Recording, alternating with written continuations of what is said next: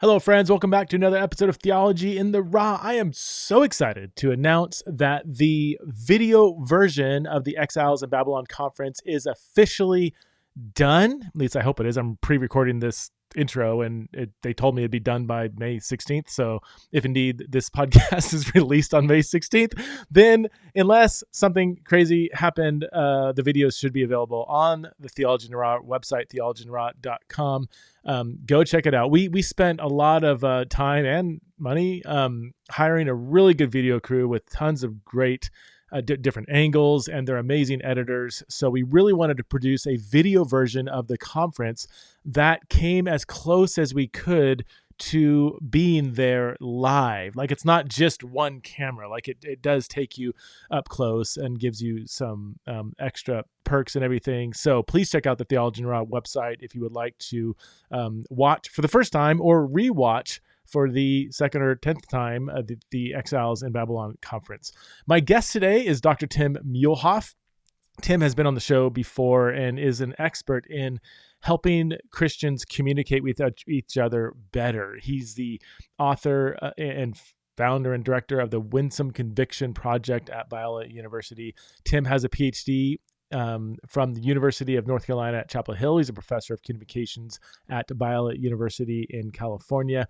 And he's the author of the most recent book, Eyes to See, Recognizing God's Common Grace in an Unsettled World, which is the focus of our conversation today. So please welcome back to the show, the one and only Dr. Tim Muehlhoff. All right, hey friends, I'm back with Dr. Tim Muehlhoff. You might remember Tim from last year's podcast. Tim, I think it was about this time last year. It was the spring in 2021, I think, when you came on. I think it was. Yeah, lots. And I think it was this early too, Preston. A little bit of a bone to pick with you, but yes. Well, I started podcasting at 7:30 a.m. this morning. I just got off with Beth Allison Barr.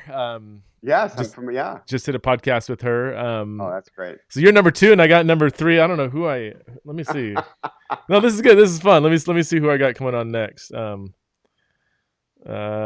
usually do 3 on Tuesday. Oh, the next one's on intersex. So I got a guy who did his PhD on intersex, and then an intersex friend of mine talking about intersex. So, oh, that's awesome. That's a diverse morning for me, man. It's a diverse morning, yeah. Well, I mean, last time you were on, we talked about your Winsome Conviction book and project, which I feel like that's probably going to be the overarching umbrella of everything you do is going to reflect. That can you just give us a snapshot of what the Winsome Conviction Project is, and then I want to dive into your latest book, Eyes to See, because I think it's obviously super relevant in the times we're living in. Yeah, well, it's weird, Preston. In a time in which Americans don't agree on much, 98% of Americans agree that incivility is a major threat to our country. Wow. And 65% believe that incivility is already at crisis levels, and a whopping 87% of Americans say, I do not feel safe sharing my perspective publicly. 87? When it comes to race, 87%. This is a group that's been doing this survey for the past 20 years, and incivility is really on the rise, and people are concerned about that. So the Winsome Conviction Project is asking the questions, what can Christians bring to the dialogue? Not just in content, but in speaking, in how we address a topic. Can we really speak truth and love?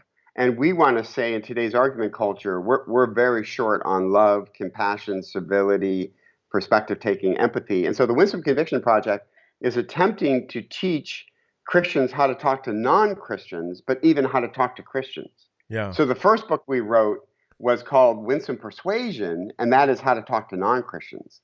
Mm-hmm. But as we were on the book tour, pastors were coming up to us saying, hey, it's great talking to non-Christians, but brother, we can't talk to each other. I was going to say, that's more challenging than the non-Christians in my experience. Right. Yeah. Oh, I totally agree with that. So the second book was Winsome Conviction, Disagreeing Without Dividing the Church. Okay, yeah. And I agree with what you said, Preston. It is much harder to have a disagreement with a Christian because she wants to say, hey, here's what the Bible says. Yeah. I mean, come on, this issue's done because this is clearly what the Bible says. And then another person says, that is not what the Bible said. The Bible actually says opposite of what you're doing. And then it's Yeah.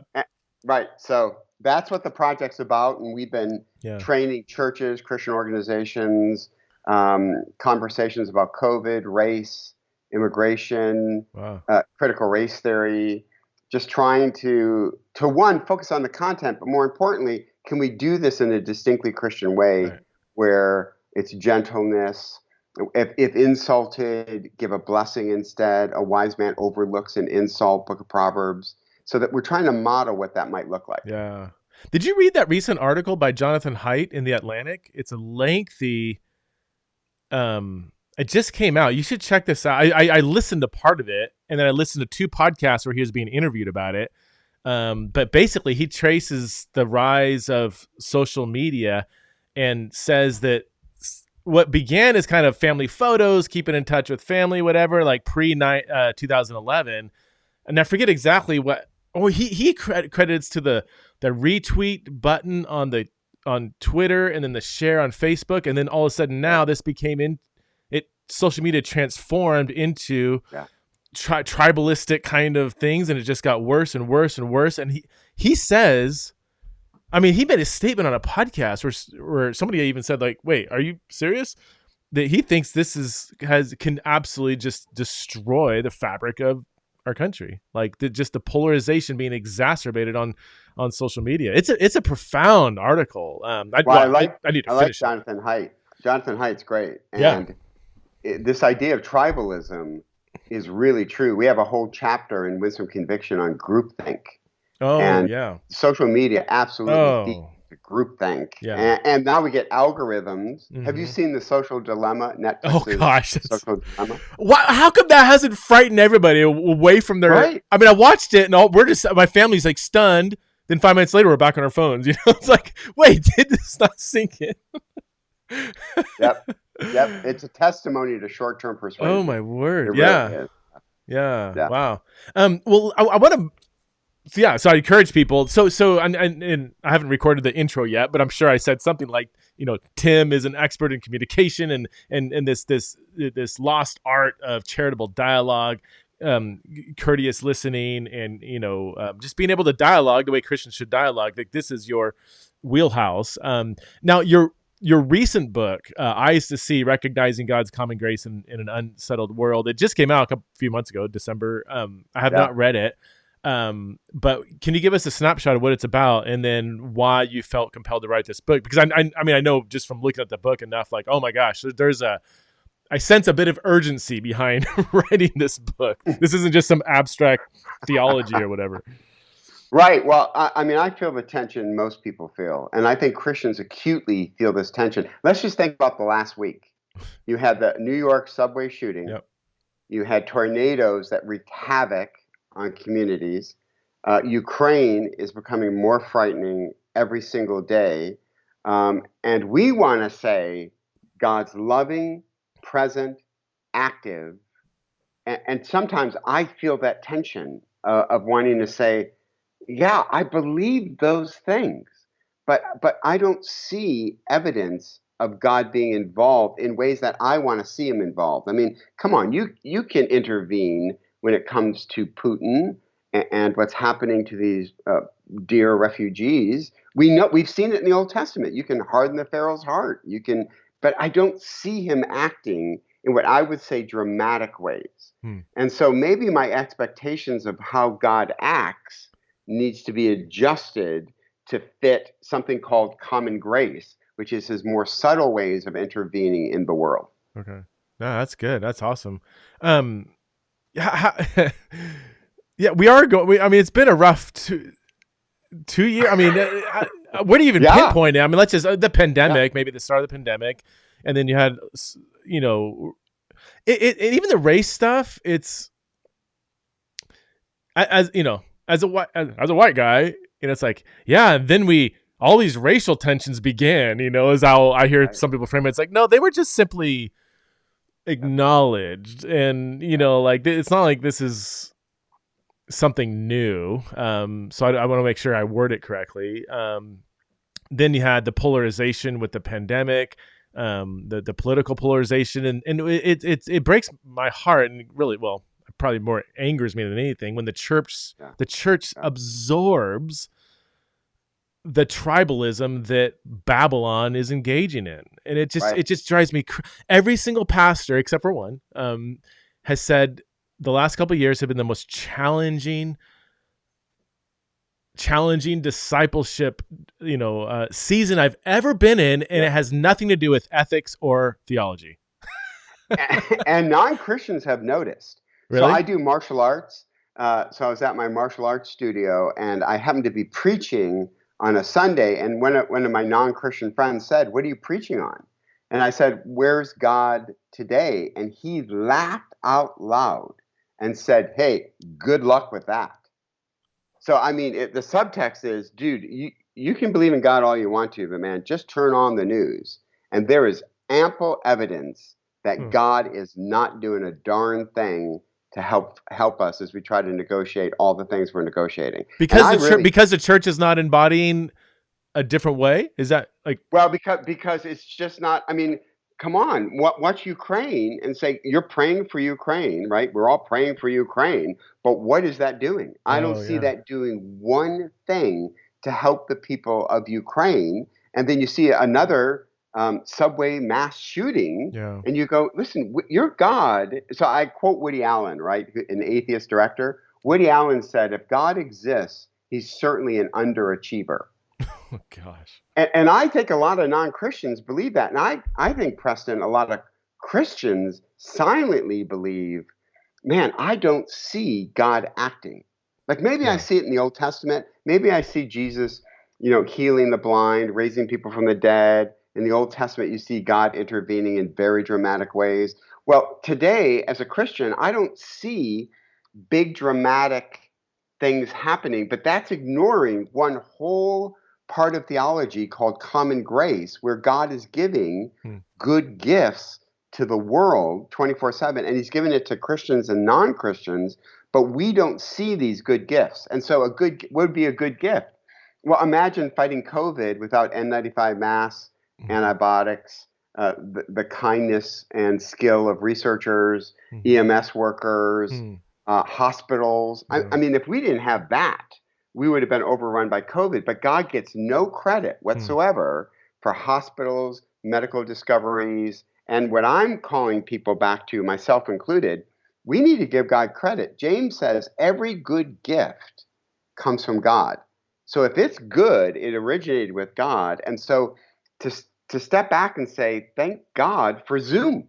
Thank God for Skype, or we wouldn't even be having this interview. But God tends to get no credit for the good. He just gets blamed for the bad, and we ignore this whole doctrine of common grace.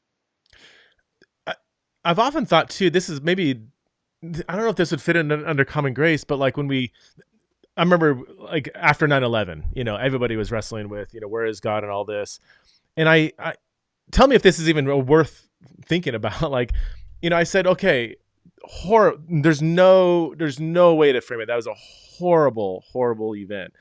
How do we know that God didn't prevent 1,000 planes from flying into the buildings every single day? Like, we don't know what's going on behind the scenes at how God is, kind of like the Daniel, is it 10 or 11? Daniel 10, the angels going to battle the Prince of Persia. Now he's running over there. Yeah. Like, we have no clue what's going on behind the scenes.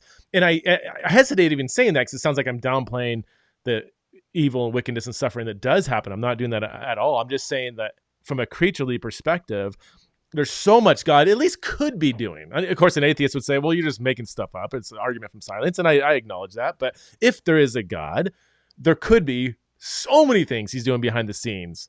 Like, again, what if the evil we see are just a couple things here and there that God does allow to happen, and I won't claim to know why.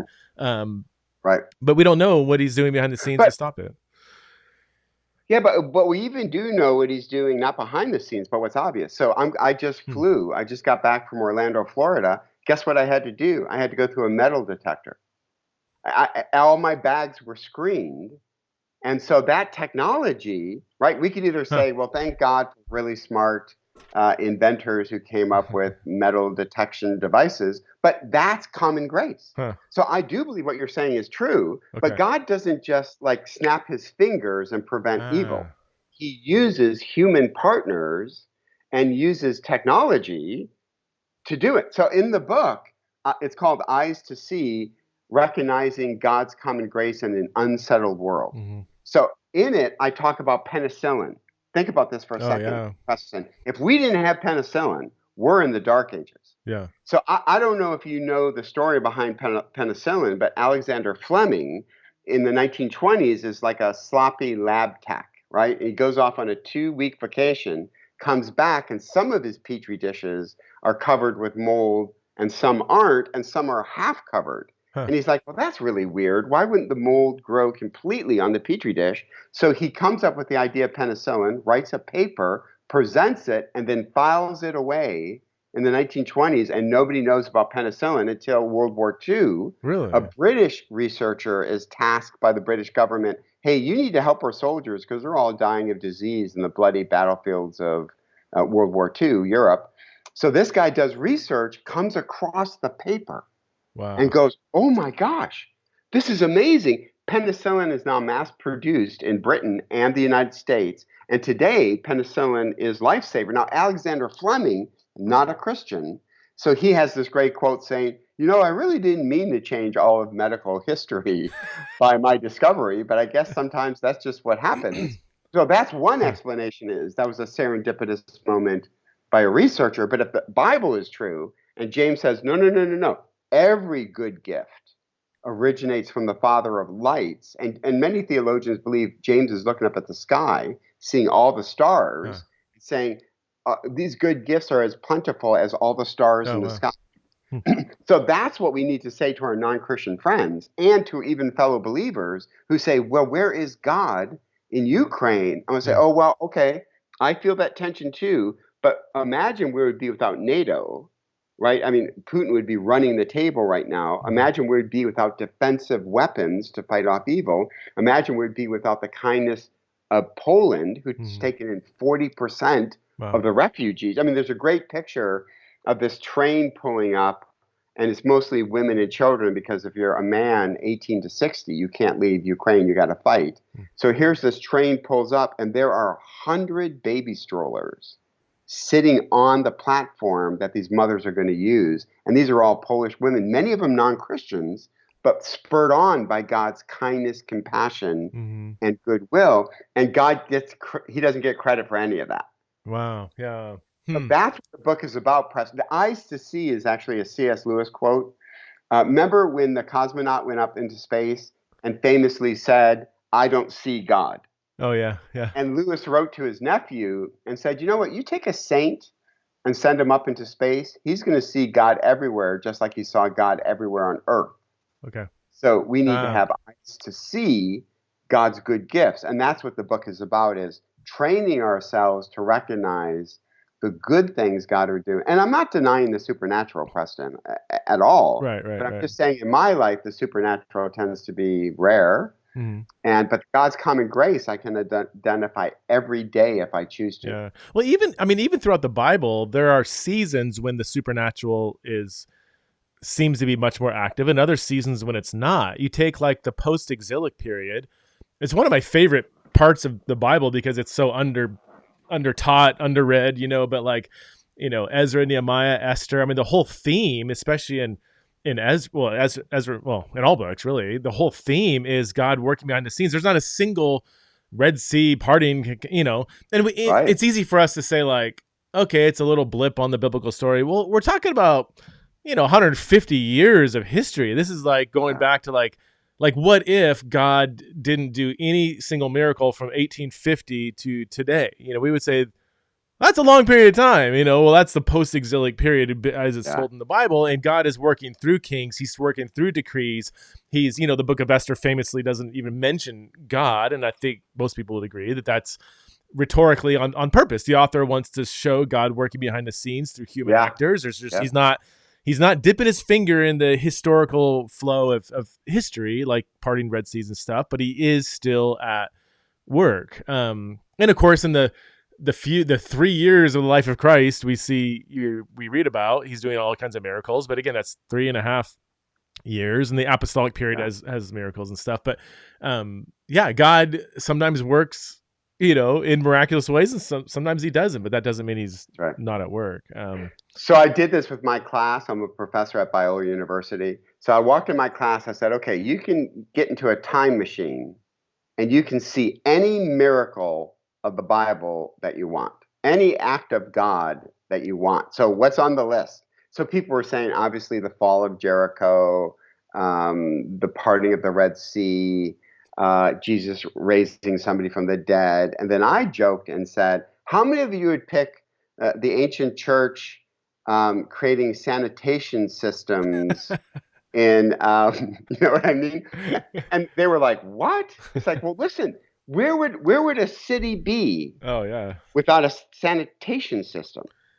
And so we know from church history, that's exactly what some Christians did, is they helped create roads and sanitation systems. And all I want to say is, hey, Jesus raising someone from the dead is an absolute act of God, but so is that sanitation system, because God was spurring on inventors and thinkers and designers to help with real problems, and that would be a sanitation issue.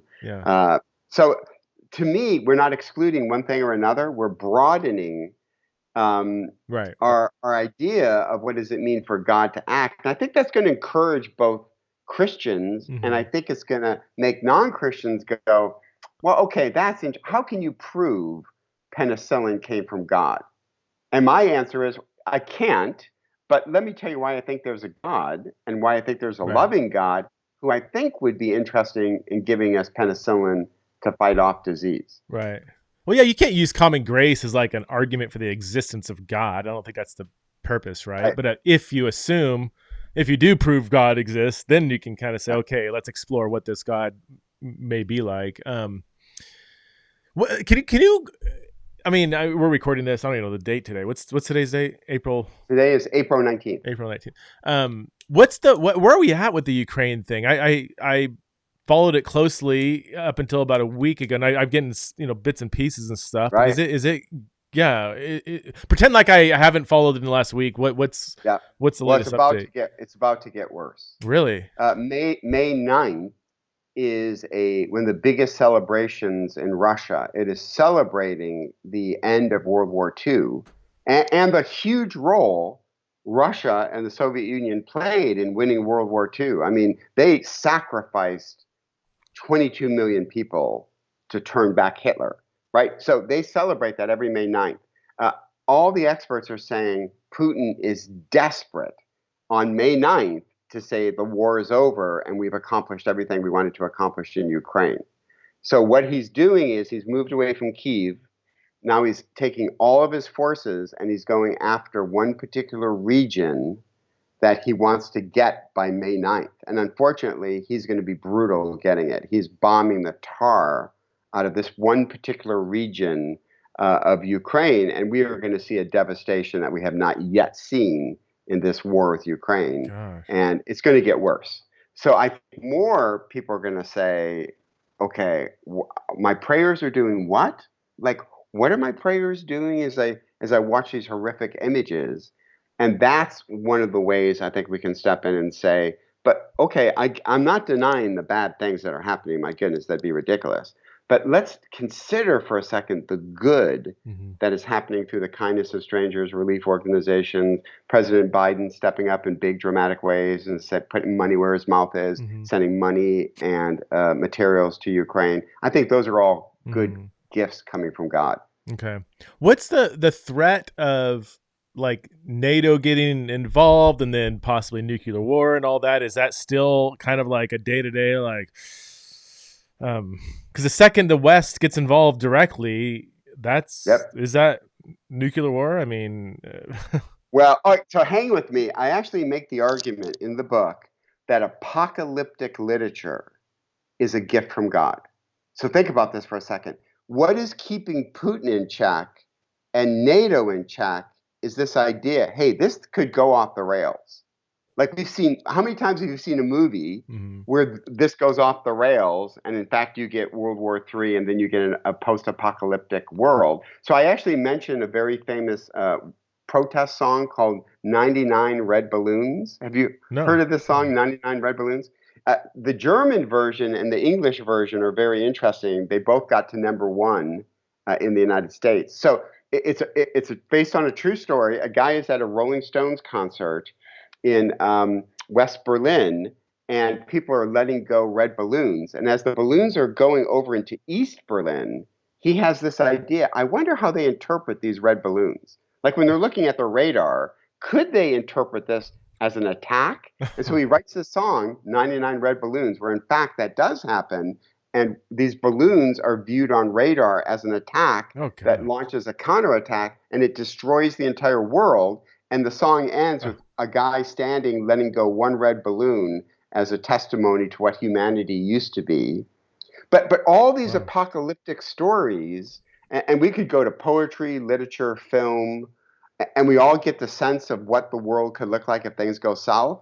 That's what's holding Putin in check, and President Biden in check is, hey, we can't let this go south because we've all seen movies and read stories about this, and I think that's a common grace Mhm. that God is letting us envision what it would look like if the rebellion really took root, and now we're launching nuclear missiles at each other. Gosh. It's so like the economic sanction. I don't know enough about, you know, warfare stuff among nations and what's the right thing to do. So I don't, but it's sad to me that like the economic sanctions are just hammering like the Russian people, right? Who are not Yep. for the Yep. war, but it's like, there's nothing, Yep. what do you do? Right. I mean, does Putin even Well, care if his people are suffering from economic sanctions? And yet they have masses of civilians that, you know, whatever they signed off on the survey, they're probably not supportive of the war. I don't know. Like, right. And who knows what they're even getting, what the yeah, Russian totally. people are getting of how the war has been framed rhetorically. Um, so again, but again, go back to common grace. There's protesters in Yeah. Russia Uh, that are standing. And again, I say to my students, listen, imagine you're a college student in Russia and you're going to protest and get arrested. You just canceled your future in that country. You're not hireable hmm. anymore in that country. Yet the bravery of some of these students standing up saying, I can't. Remember the famous woman, the Russian newscast is Yeah. happening, Yeah. and she comes up and holds up a sign that says, the war is wrong, you're being lied to. Well, I can imagine how Yeah. Russian authorities felt about that. Huh. And that poor woman right now could go to jail for 10 to 20 years. Wow. But where did the courage come from is what I would argue is God's common Huh. grace, is that he gave her the courage to step in and protest. And now she has a lawyer. And God's not going to abandon her. Now, she may go to jail, but God's common grace is going to follow her. Maybe the kindness of other inmates, maybe the kindness of a guard who's going to help her. So he doesn't cancel out evil. He doesn't totally shield us from it, but he's always working 24/7 to lessen the effects of evil. Now, could it be? I mean, there are cases, right, where people don't actually experience the tangible common grace of God, like that reporter. What if she does go to prison, gets brutally raped, Mm-hmm. and then Mm-hmm. dies? Like, Yep. like we can't assume that there's always going to be some encounter with God's common grace, right? Or No, sadly, no. I think you're right. I think sometimes it's brutally difficult to see it. But let me give you an alternative. mm, So we know from Corrie ten Boom mm, that when she was in the concentration camp with her sister, who would eventually die. I mean, her sister would die in that concentration camp. Corrie would be let go from a clerical error. huh, There was an error made that she was supposed to be released when in fact she was never supposed to be released. So we could chalk that up to God's common grace. But the fact is, her sister dies, and but here's what's interesting about Corrie ten Boom. She actually praised God for lice because the lice was so bad in the barracks that she lived. The German would not go into the barrack, oh gosh, so she could have open Bible study within the barracks because of lice. So you see what I mean? Yeah. It is an attitude to say, I'm not denying the horrors of a concentration camp, Right. and I'm not denying the death of my sister. But even in the midst of all of that horror, I don't believe God has abandoned me. Mm-hmm. And I'm going to try to find a way to see the good. Now, listen, even non-Christians do this. Remember Viktor Frankl, Man's Search for Meaning? Mm. This is a non-Christian guy in a concentration camp. Mm. And he's coming up with this idea of positive psychology, where he's saying, even in the midst of a concentration camp, I still have made a friend. Mm. So there's friendship. There's compassion of fellow concentration camp members. So this is coming from a non-Christian. Yeah. Right? Yeah. So even God, I think, is infusing a non-Christian with this idea of, hey, keep your eyes open for my kindness. Yeah. So again, Preston, I'm not minimizing evil because it's for real. But I also want to say we will get pretty bitter quickly if we're not adding common grace to the mix. So I share a joke to start the book, Preston, and I'm sure you've heard this joke. And I bet you a lot of your listeners have heard the joke. But I thought it was the perfect way to start the book. So here's the joke. I'll tell it very quickly. So a man learns that there's a flash flood going to happen, but he's okay. He's a Christian. God's going to save him. So the flood waters come. Now he's on the second floor of his house. A boat comes by and says, hey, jump in the boat. We'll take you to safety. He goes, no, I'm good. God's going to save me. Now he's up on the roof. The floodwaters are that high, and a FEMA helicopter drops a ladder and says, hey, jump on the ladder. He goes, no, I'm good. God's going to save me. Well, he dies, stands before God. He's mad. And God goes, what do you want? I gave you a radio message, a boat, and a helicopter. Yeah. You see, his expectations were what? Like, what were his expectations standing on that roof? Mm-hmm. That God would do what? A divine hand would come and pick him up. Crosswinds would blow the water away from his house. Mm-hmm. But no, he sent a boat. He sent a helicopter. And the guy said, yeah, but that's not matching my expectations of what divine intervention would look like. So I'm not going to give you credit for that.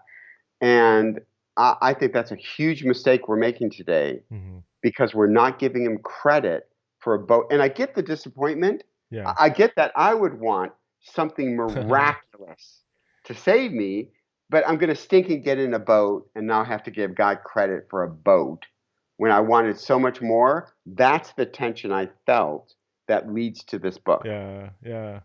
So you're just trying to teach people to have a theologically wide angle lens in looking at the situation. I also wonder, and it's, whenever we deal with these kind of questions, it's so hard because it's such sensitive things going on. There's so much suffering.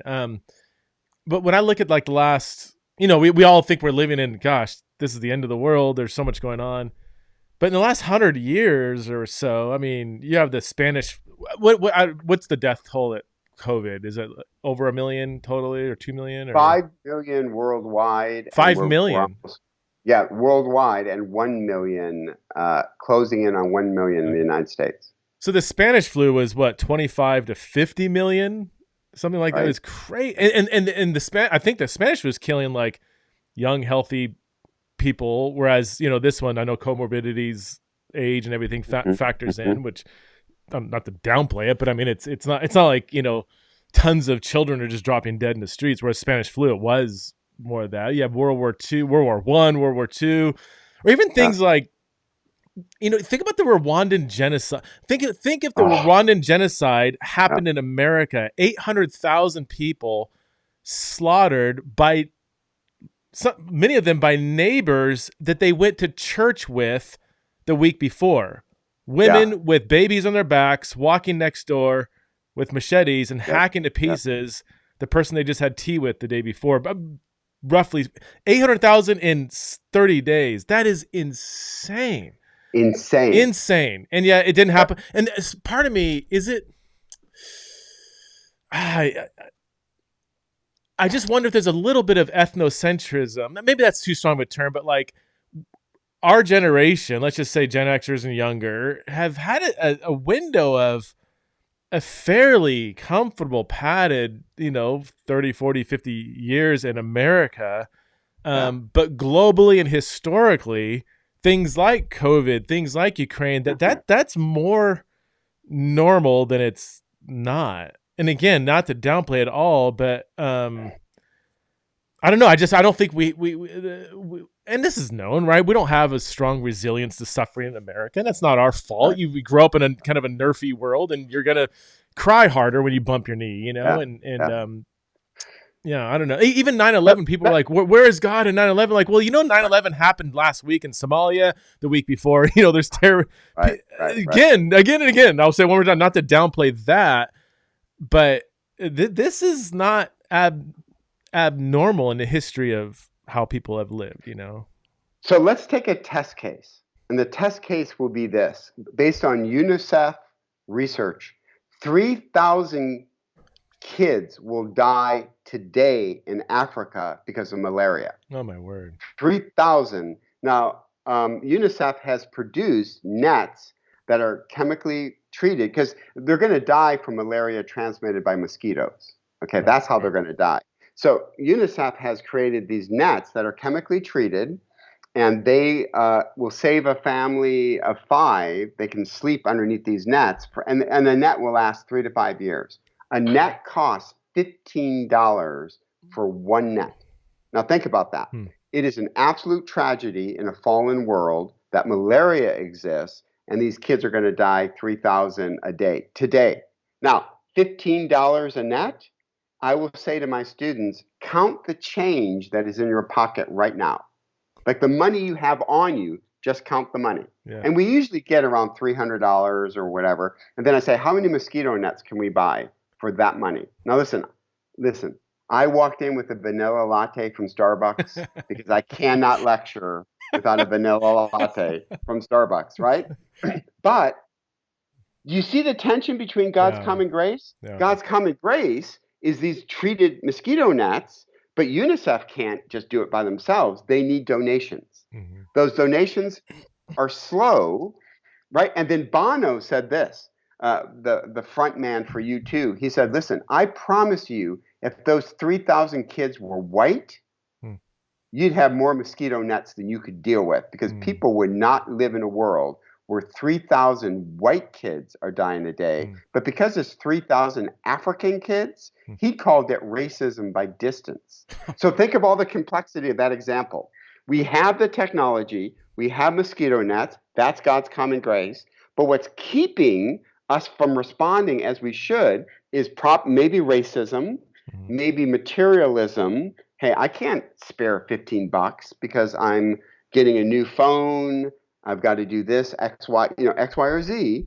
So God is saying, I've given you common grace. Mm-hmm. But it's not being used as it could be, because God needs human partners. Mm-hmm. He chooses to use human partners. Mm-hmm. And sometimes we're really bad dance partners, both the church and those outside the church. So again, God's not a genie God who says, okay, on 3, malaria is gone. On 3, I'm going to magically appear 10 billion treated nets. Mm-hmm. He's not the genie God. He wants to work with human partners, and sometimes we are resistant to working, and we take his good gifts and we turn them for evil. Dynamite was originally for agriculture. It was to break up really hard soil. Well, you better believe the military came in, took dynamite, and it's one of the most effective killing mechanisms we've ever seen in the world. But it was originally intended for good purposes, for agricultural purposes. Wow. Yeah, I think a big part of it is geographically induced indifference. Yeah. Few humans I know, you take them over to, for instance, Africa, go into a hut where a mother just lost her 2-year-old to malaria or something, and then you reach down your pocket and you find $15. Like, I know few people are like, no, I need to go home and buy my lot. It's like, but that distance is just so tough. I feel in my own. I mean, I'm very passionate about the global movement of God and missions and everything. I've been overseas many times, and it doesn't take much, but a few weeks to get back home, and all my first world problems now are front and center, and I totally forgot what I encountered. In a more majority world country. And there's compassion fatigue. I mean, that's for real. Yeah. You turn on the internet and you just take a half hour and take a little tour of the world. Yeah. you're going to see there are problems happening Yeah. everywhere. And that, Yeah. It's again, overwhelming. leads to this idea of like, well, okay, God, I don't get it. Like, Mhm. why don't you just fix this place? And Yeah. again, God says he's going to. Yeah. Revelation 21 paints a picture of this New Jerusalem coming down like a bride prepared for her husband. And remember what God says, I'm going to wipe away every tear, pain, sorrow, death will be done. Yeah. But we're not in that period yet because God wants the church to be the church. He wants people to come to faith. Peter says, hey, do not take lightly God's patience because Mhm. he wants all people to come to him. Mhm. So God's given the church time and he's trying to reconcile this world. Paul says you're all ambassadors for Christ as though God were reconciling through you. We need to take that seriously as God's communicators. Mhm. I still, I mean, brother to brother, I still struggle with the problem of evil on a more global, like to me, Christian universalism is really the only, if you just ask me emotionally, the only real satisfying response to the problem of evil. Because, I mean, and I agree with everything you're saying. I mean, it makes total biblical sense. There's common grace way more places than we realize it. Suffering has redemptive elements throughout. But at the end of the day, if a small portion of people can experience that New Jerusalem, all the rest who not only suffered in this life, but now don't get to experience the New Jerusalem. So it's like a strike one, strike two. I mean, it's that's hard for me, but I mean, my faith in God, faith in scripture outweighs whatever emotional, hangups I have. But that still is like, I don't know. That's a hard sell. Have you worked I through mean, that or?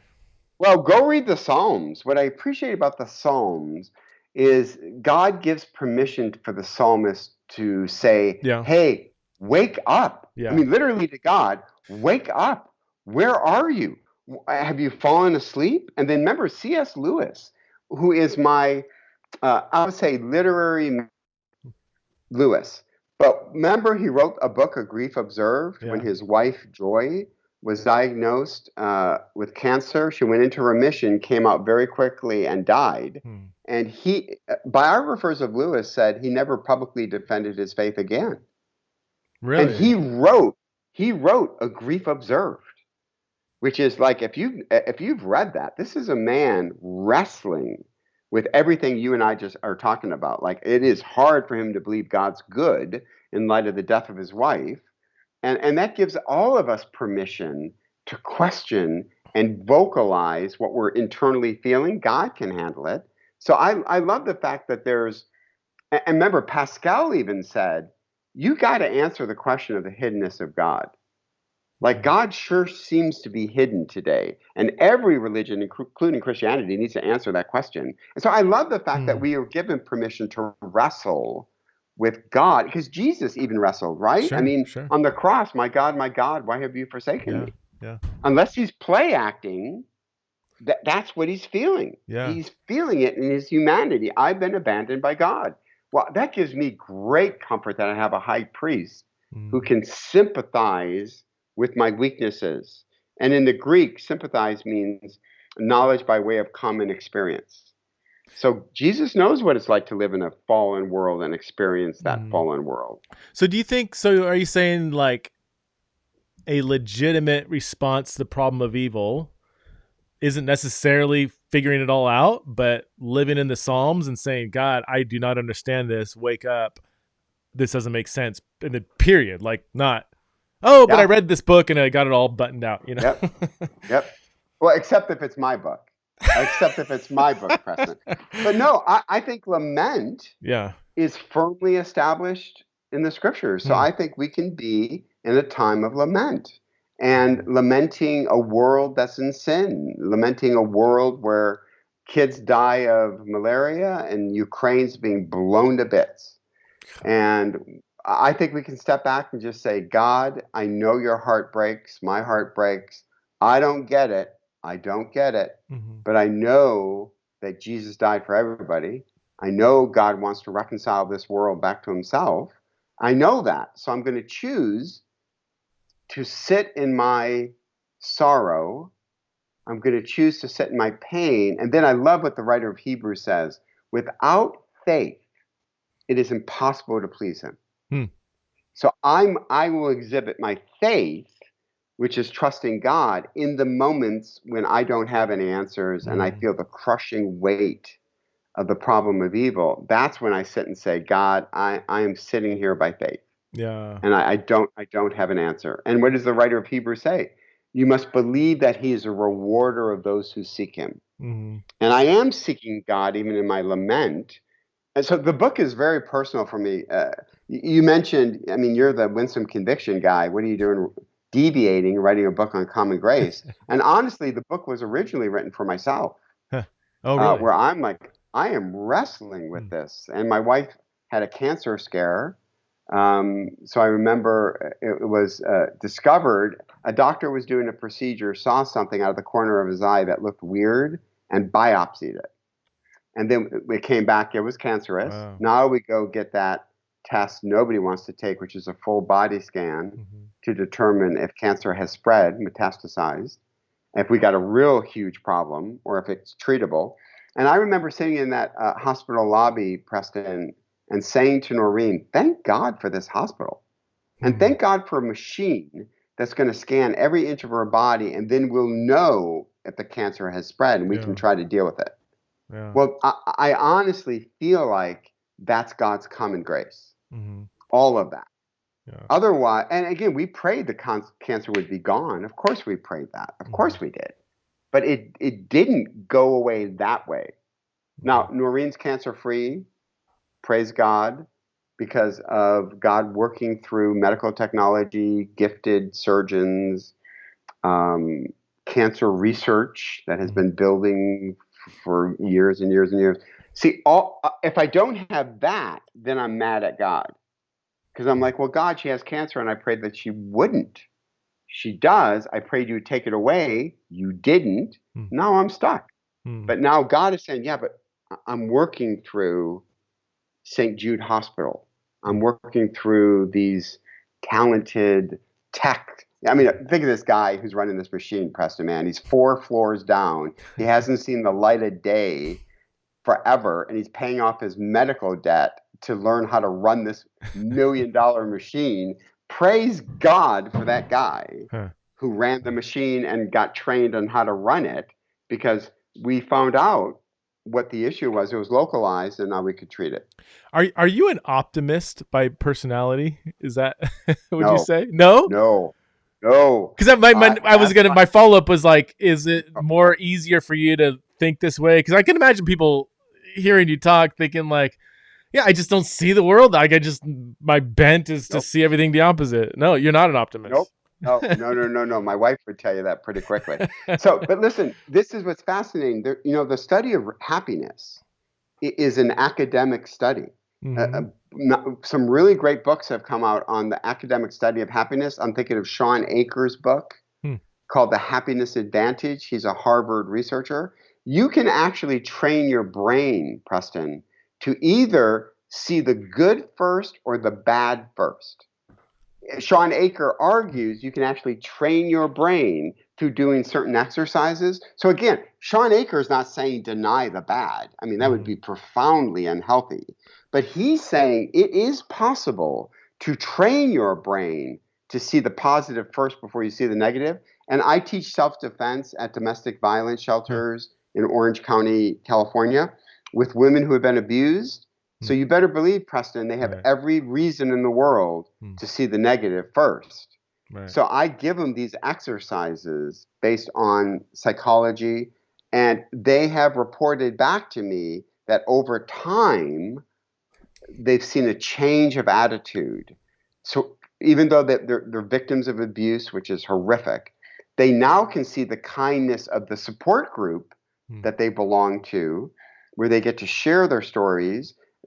Even things like, hey, we don't need to have snacks at this meeting. Like, we don't need to. But I really appreciate the fact that people brought snacks today. You know what I mean? Training your brain is a process. So noticing the positives first. And I would say, Preston, over the last 2 years, reading a ton of books on happiness, and I think it's a spiritual discipline of saying, listen, things are hard right now, but I'm gonna meditate with the Lord and try to think of the positives, even within the hard things that are happening. Is that CBT? Is that, I mean, what you're doing when you're training your brain to see things a certain way, or I'm not sure.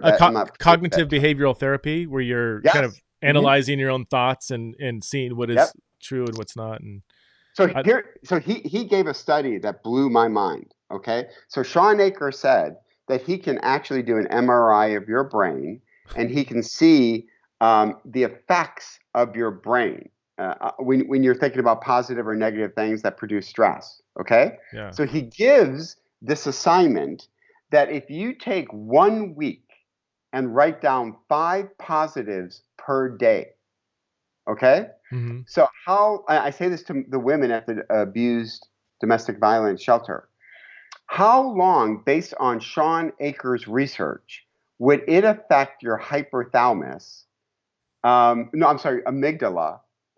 How long would it affect your amygdala if you did that for 1 week?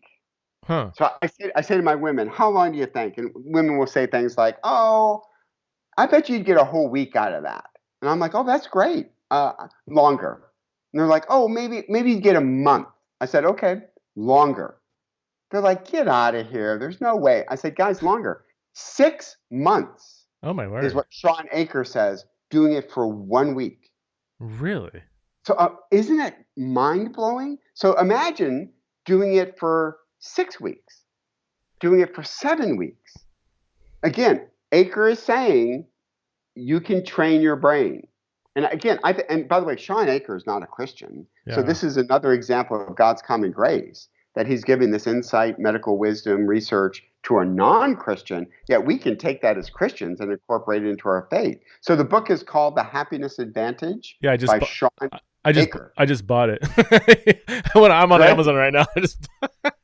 And by the way, Preston, talk about God's greatest common grace ever is Amazon Prime. That is the greatest. It's also dangerous, man. Look at all our books behind me, man. This is Amazon Prime at work. Remember, every good gift can be abused. Yeah, exactly.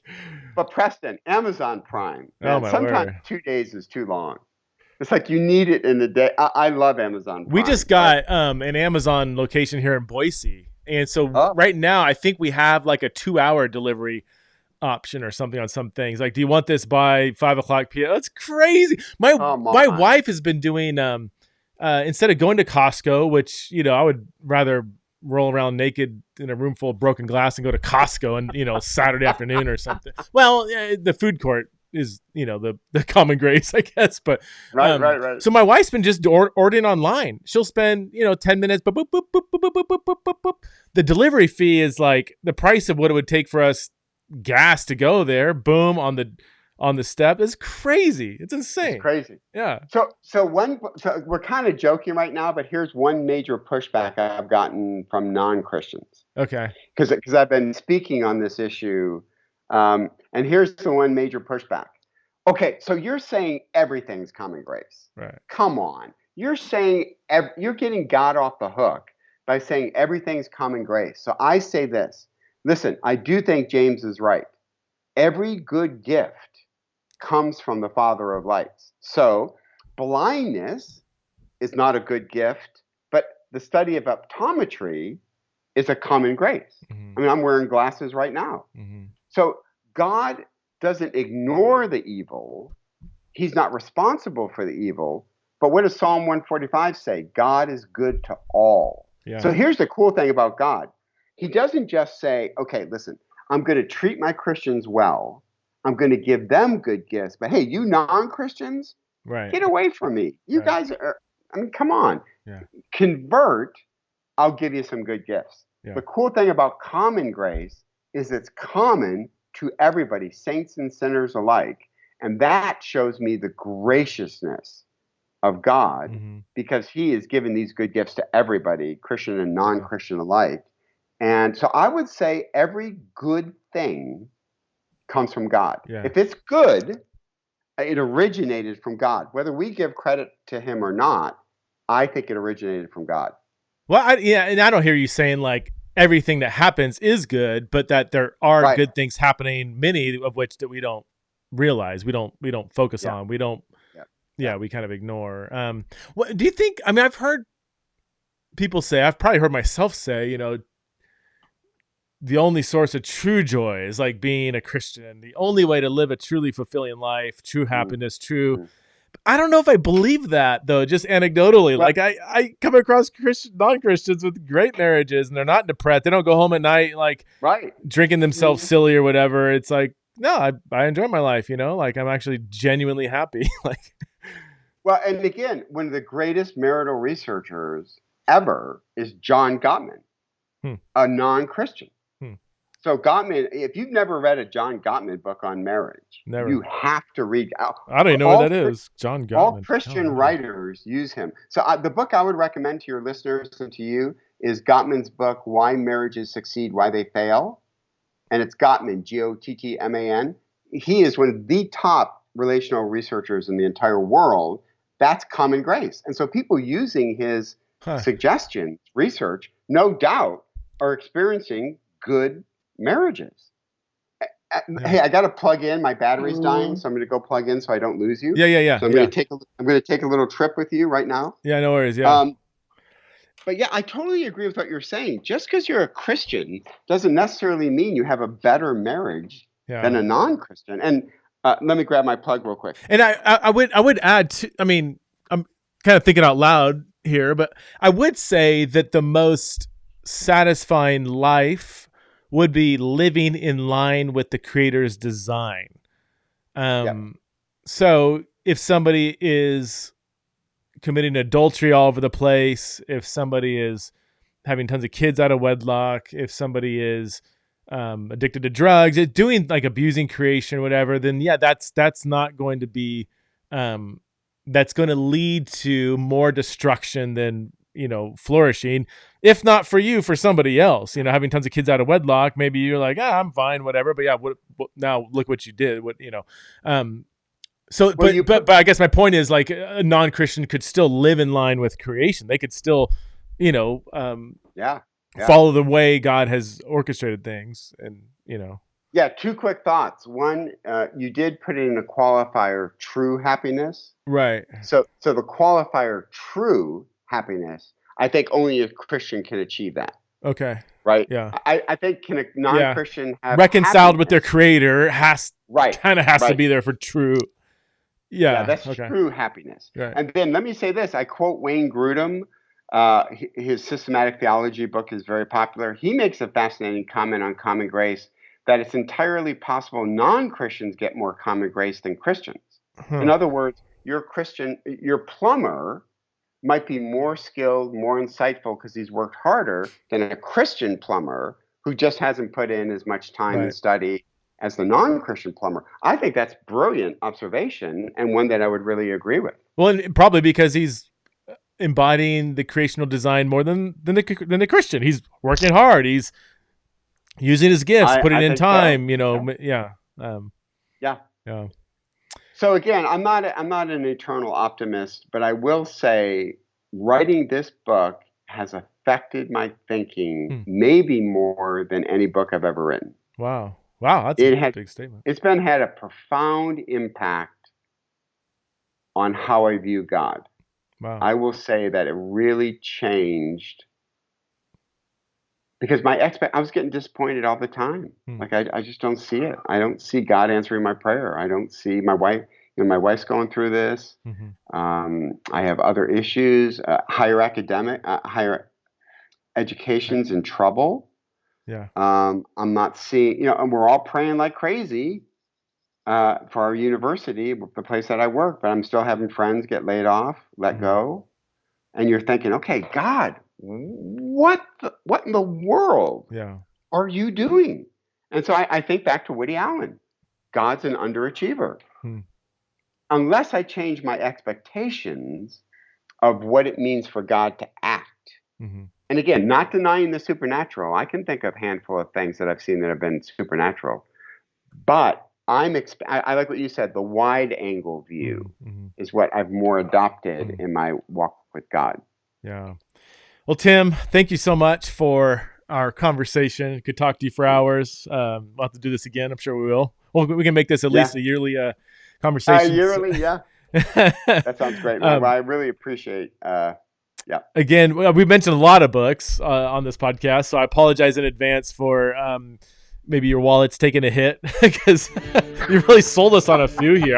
I literally did order a book while I was talking to you, which I don't know if I've done that before, but the book you wrote, the recent one, is Eyes to See, Recognizing God's Common Grace in an Unsettled World. Would encourage you to check it out.